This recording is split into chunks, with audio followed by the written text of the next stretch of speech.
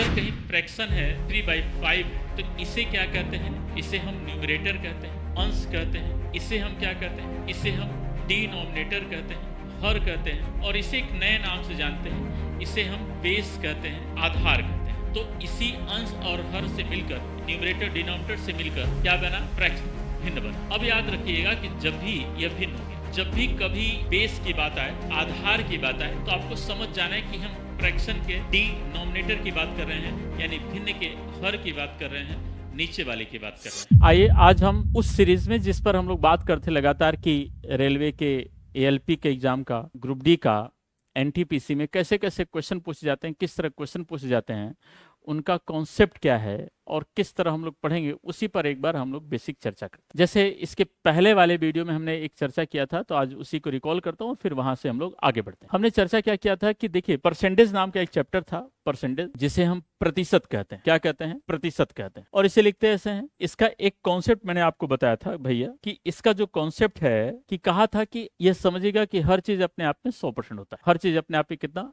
100%, 100% होता है। इसी 100% को मानकर एक कॉन्सेप्ट बिल्डअप किया, और उसके बाद एक कॉन्सेप्ट दिया बेस का। तो मैंने कहा कि अगर हर चीज अपने आप में 100%, तो एक भी अपने आप में 100%। दो कितना हो जाएगा? जब एक 100% है तो 2 गुणित 100% मतलब 200%, ये बताया था। अच्छा, अगर मान लीजिए मैं आपसे कहूं कि 0.6 कितना परसेंट है, तो 0.6 को परसेंट बदलने के क्या करेंगे? 0.6 इंटू 100। देखिए, यह पहले दिन वाला कॉन्सेप्ट काम कर रहा है कि अगर एक की वैल्यू दिया रहे, एक से ज्यादा या कम का पूछे, तो मल्टीप्लाई कर लेते हैं, वही है। तो अब जरा देखा जाए, एक जीरो से एक दशमलव कैंसिल आउट हो जाएगा, तो 60% आ गया। अगर 2/5 लिखा है, इसका मतलब कितना परसेंट? तो 2/5 इंटू 100% परसेंट है। 5 20 22 40%। तो यहां से मैंने आपको बताया कि देखिए, एक बात समझेगा कि यहां से यह बात हमने आपको बताया कि यह क्या है, यह फ्रैक्शन है ना।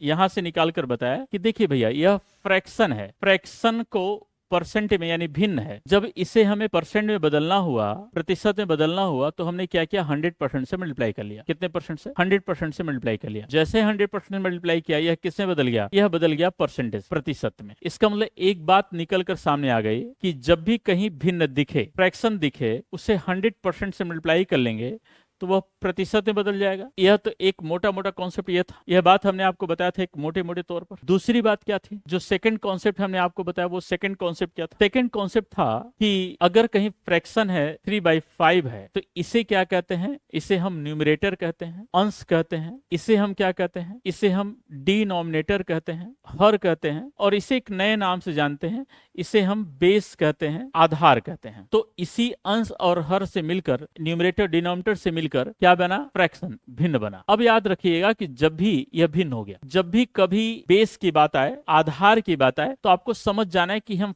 फ्रैक्शन के डिनोमिनेटर की बात कर रहे हैं, यानी भिन्न के हर की बात कर रहे हैं, नीचे वाले की बात कर रहे हैं। इसका एक पहचान और है कि इस बेस को हम पहचानते कैसे हैं। इसकी पहचान है, इसका पहचान है कि या तो से लगा रहे किसी के साथ, या तो का लगा रहे, या तो अपेक्षा लगी रहे, अपेक्षा, इसकी अपेक्षा। इसे हम क्या कहते हैं? बेस। यानी या तो फ्रॉम लगा रहे, या तो ऑफ लगा रहे, और या तो देन लगा रहे, अपेक्षा। इन सब को हम क्या कहते हैं? बेस कहते हैं। इसी को आधार कहते हैं।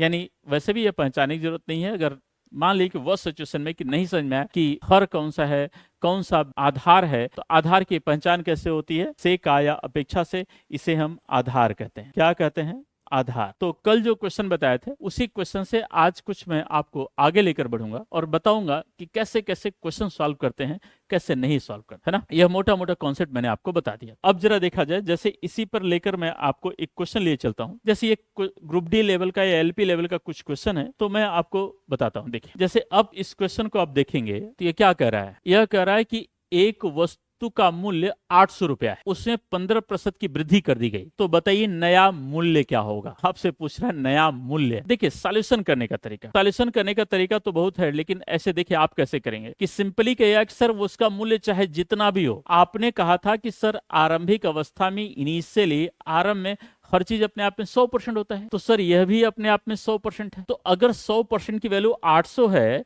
तो आपको पता है कि यहां से 1% की वैल्यू 8 होगी। अगर 100% की वैल्यू 800 है, तो 1% की वैल्यू कितनी होगी? 8 होगी। अब ये 15% की वृद्धि कर रहा है, तो मतलब 15 का गुणा, तो मतलब 120 रुपए की वृद्धि हो गई। अब जरा देखा जाए कि 800 रुपए वाली वस्तु है और 120 रुपए की उसमें वृद्धि हो गई है, तो अब नया मूल्य क्या हो जाएगा? नया मूल्य क्या होगा? 800 में 120 जोड़ देंगे तो 920 रुपया होगा। अब देखिए, ये तो हमने करने का तरीका बताया, 920 रुपया हो गया।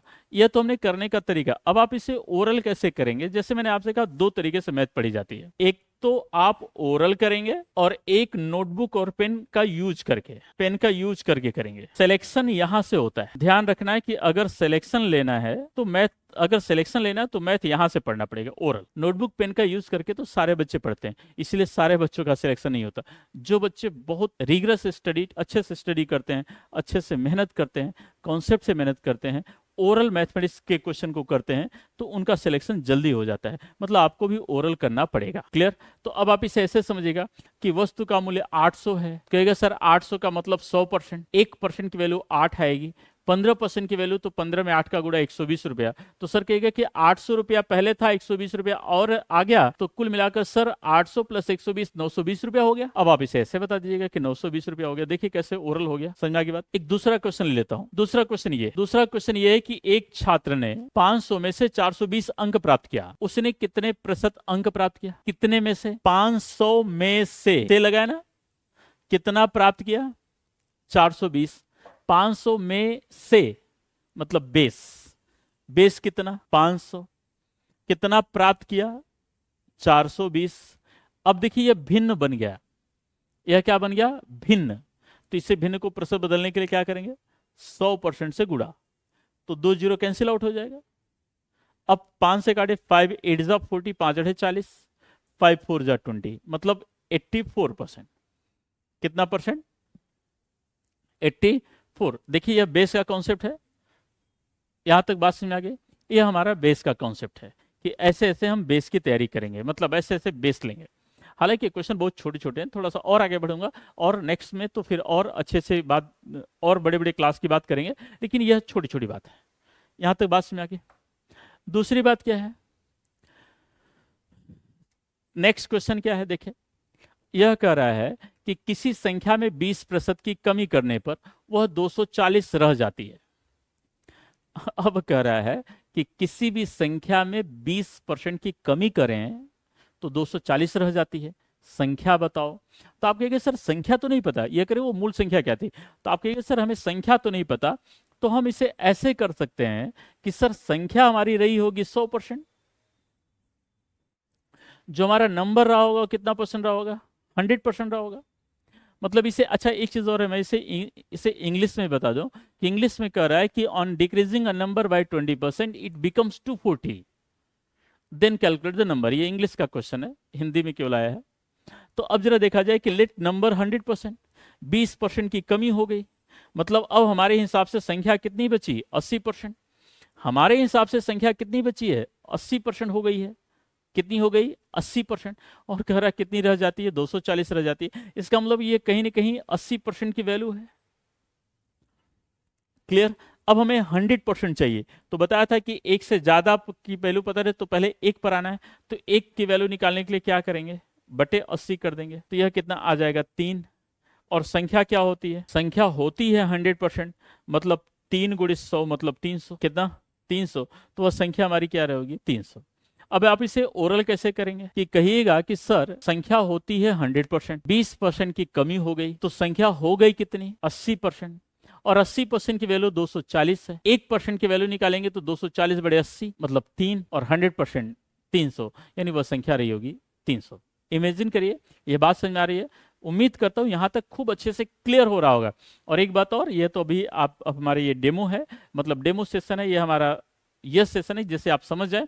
हम यहाँ क्लास में जब इसे खूब डिटेल में अच्छे से और ढेर सारे क्वेश्चन के माध्यम से करेंगे, यह मैं आप तक पहुंच बनाने की कोशिश में हूं कि आप समझिएगा कि मैथमेटिक्स को एक नए तरीके से, एक नए एस्पेक्ट से, एक नए सांचे से कैसे पढ़ते हैं, इस पर कोशिश जारी है। नेक्स्ट क्वेश्चन की बात करें, यह कह रहा है कि देखिए एक कर्मचारी का वेतन 25,000 है, उसमें 12% की वृद्धि हुई, तो नया वेतन क्या होगा? कुछ नहीं करना है। कहिएगा कि सर चाहे 25,000 हो चाहे जितना हो, वो रहा होगा 100%। अगर 100% 25,000 है तो 1% की वैल्यू कितनी होगी? 1% की वैल्यू होगी 250। क्यों? क्योंकि 100% की अगर वैल्यू दिया रहे और 1% का मतलब उसमें 2 जीरो हटा देना होता है।